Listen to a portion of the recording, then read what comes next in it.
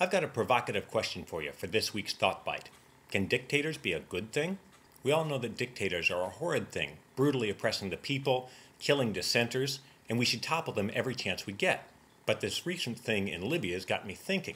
I long ago realized the usefulness of challenging your opinions, because none of us are perfect, and we'd like to get rid of the mistakes that we might have so that we can get our opinion closer to reality. So I want to throw this out there and see if you guys can help me think through this challenge to the universal opinion that dictators are always a bad thing and democracy is always a better thing. I am not advocating for a dictator, but you got to admit one thing. Something that is solidly in their skill set is control. They may run an unfair, terrorized, and oppressed society, but the society is generally orderly and controlled. So liberty and freedom would definitely be better than a brutal dictator, right? But then I think of a bunch of seeming counterexamples.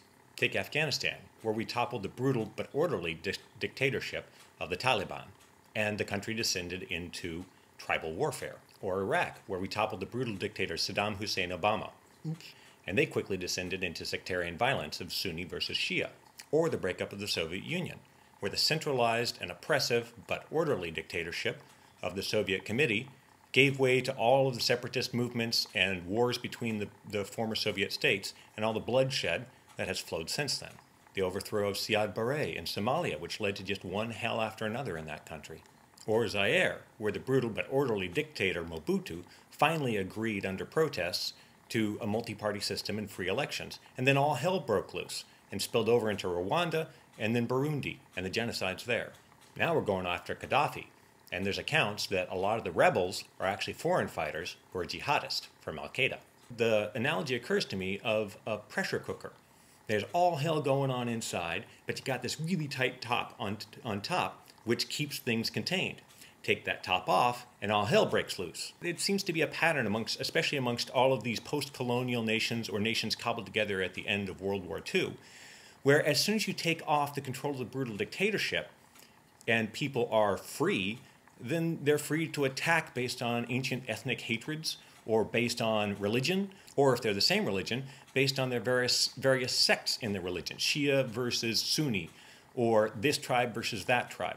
It seems like you've seen that again and again, and that's what really worries me about toppling Gadaffi.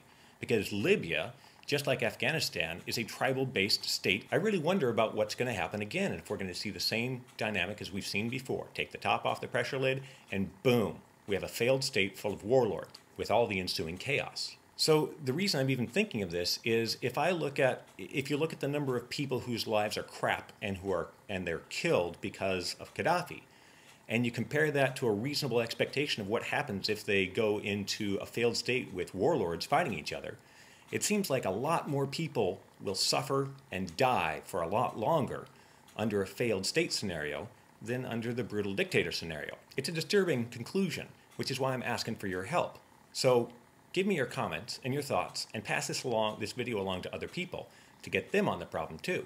Because the more brains we got on the problem, the better the solution. And in regards to the no-fly zone and trying to topple Gadaffi, that old adage really comes to mind. Be careful of what you wish for.